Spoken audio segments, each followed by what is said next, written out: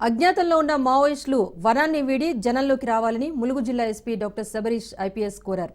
ములుగు జిల్లా మొద్దులగూడెం గ్రామానికి చెందిన మావోయిస్టు పార్టీ అగ్రనేత కొయ్యాడ సాంబయ్య అలియాస్ ఆజాద్ ఇంటికి జిల్లా ఎస్పీ వెళ్లి వారి కుటుంబ సభ్యులను కలిసి ప్రస్తుత పరిస్థితుల గురించి వివరించారు. ఆజాద్ భార్య సుజాతకు నిత్యావసర సరుకులు అందించారు. కాలం చెల్లిపోయిన మావోయిస్టు సిద్ధాంతాలతో ఇప్పుడు ఏం సాధించలేరని, ఇప్పటికైనా జనజీవన స్రవంతిలో కలిస్తే బాగుంటుందని శబరీష్ సూచించారు.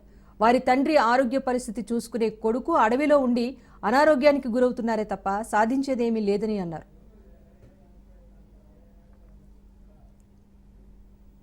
తెలంగాణ రాష్ట్ర డీజీపీ గారి ఆదేశాల మేరకు ఊరు కన్నా ఊరు మున్న మన ఊరికి తిరిగి రండి అనే ఒక ప్రోగ్రామ్ని స్టార్ట్ చేస్తున్నాము. మన తెలంగాణ నుంచి ఆల్మోస్ట్ 103 మెంబర్స్ ఇప్పటి వరకు వేరే వేరే ఇయర్స్లో యూజీ అయి ఉన్నారు.